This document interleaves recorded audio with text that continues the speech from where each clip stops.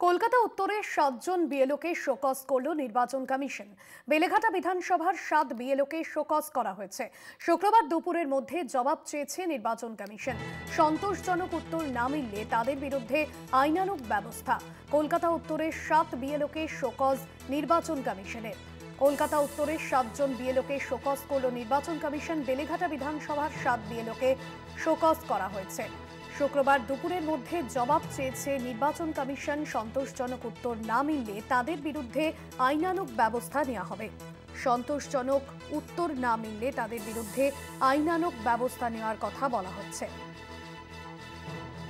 কলকাতা উত্তরের ৭ জন বিএলওকে শোকজ করল নির্বাচন কমিশন। বেলেঘাটা বিধানসভার ৭ বিএলওকে শোকজ করা হয়েছে। সত্যসুন্দর রয়েছেন ফোন লাইনে। সত্যসুন্দর, কি কারণে শোকজ করা হয়েছে ৭ বিএলওকে? নির্বাচন কমিশন কি জানিয়েছে? এখন যেটা জানা যাচ্ছে যে কলকাতা উত্তর কেন্দ্রের যে বেলেঘাটা বিধানসভা রয়েছে, সেই বেলেঘাটা বিধানসভার ৭ বিএলওকে শোকজ করেছে নির্বাচন কমিশন এবং এনুমারেশন ফর্ম ডিজিটাইজেশনে দেরি হওয়ার কারণেই এই শোকজ করা হয়েছে বলে কমিশন সূত্রে জানা গিয়েছে। এবং শুক্রবার দুপুরের মধ্যে এই শোকজের জবাব এই বিএলওদেরকে দিতে হবে, এমনটাই কিন্তু কমিশন সূত্রে খবর। সেক্ষেত্রে যদি সন্তোষজনক উত্তর এই বিএলওদের কাছ থেকে না পাওয়া যায়, তাহলে তাদের বিরুদ্ধে আইনানুগ ব্যবস্থা নিতে পারে নির্বাচন কমিশন।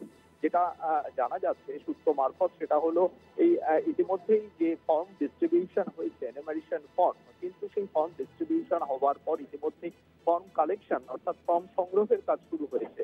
কিন্তু দেখা যাচ্ছে এই নির্দিষ্ট কয়েকটি পার্টে, যেরকম পার্ট নম্বর ৩৯, পার্ট নম্বর ৪৯, ৫০, ৬৩, ৬৮, ৬৯ এবং ১৬৬, এই পার্টগুলিতে কিন্তু নির্দিষ্ট যারা বিএলও রয়েছেন দায়িত্বপ্রাপ্ত, তারা মাত্র ৪ থেকে ৮% এনুমারেশন ফর্ম ডিজিটাইজ করেছেন। ফলে এই ডিজিটাইজেশনের অনীহার কারণেই কিন্তু মূলত তাদেরকে শোকজ করা হয়েছে বলে নির্বাচন কমিশন সূত্রে খবর। সেক্ষেত্রে আগামীকাল অর্থাৎ শুক্রবার দুপুরের মধ্যে তাদেরকে এই শোকজের জবাব দিতে হবে নির্বাচন কমিশনকে, এমনটাই কিন্তু জানতে পারা যাচ্ছে। ধন্যবাদ সত্যসুন্দর।